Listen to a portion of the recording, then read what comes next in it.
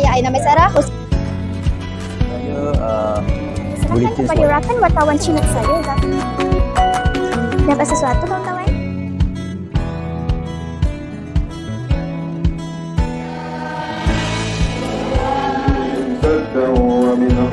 Ini berbagai nilai murni dan pengajarannya. Hai kawan-kawan, saya Zafira, hos cilik TVPSS anda.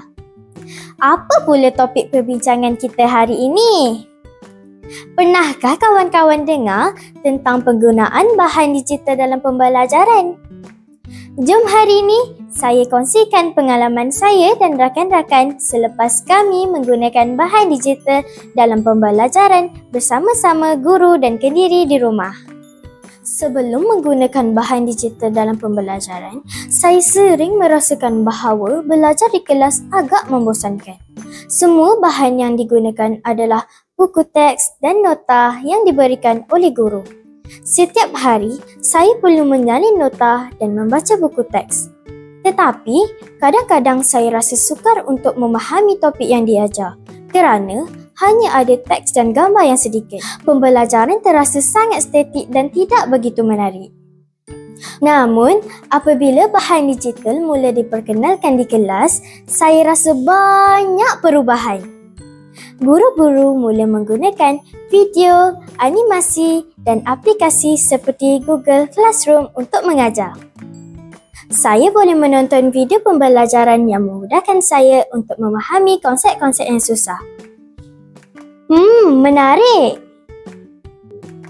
Selain itu, ada banyak bahan tambahan yang saya boleh akses seperti e-book dan kuis dalam talian yang membantu saya mengulang kaji dengan lebih seronok.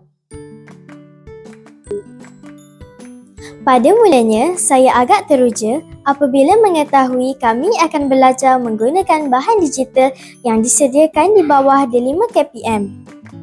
Salah satu pengalaman saya adalah ketika belajar bersama Ustazah Atika. Hai Ustazah. Beliau menggunakan Google Classroom untuk menguruskan kelas dalam talian. Setiap minggu, Ustazah Atika akan mengemas-kini bahan pembelajaran di Google Classroom seperti nota, video dan tugasan. Saya boleh mengakses semua bahan ini bila-bila masa dan di mana-mana sahaja. Saya sangat suka kerana ia sangat mudah dan teratur. Selain itu, saya juga dapat berkomunikasi dengan rakan sekelas dan bertanya terus kepada Ustazah apabila ada soalan. Kemudian, kami juga menggunakan Canva untuk membuat bahan bantu belajar seperti poster atau infografik.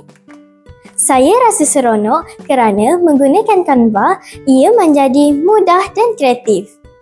Saya dapat mencipta poster yang menarik tentang topik yang sedang dipelajari dan ia memberi saya peluang untuk lebih memahami bahan pembelajaran.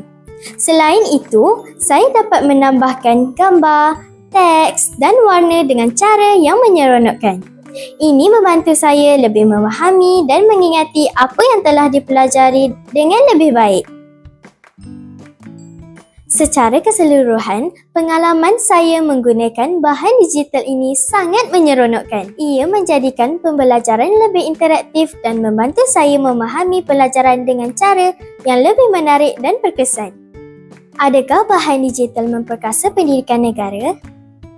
Ya! Saya rasa yakin bahawa penggunaan teknologi ini akan terus memberi manfaat kepada generasi pelajar seperti kami dalam memperkasa pendidikan negara ke arah yang lebih maju dan inovatif. Dapat sesuatu kawan-kawan? Sekian, saya Zafira, hos cilik TVPSS Sewadah. Berjumpa lagi dalam segmen akan datang. Ila liqa. Bye!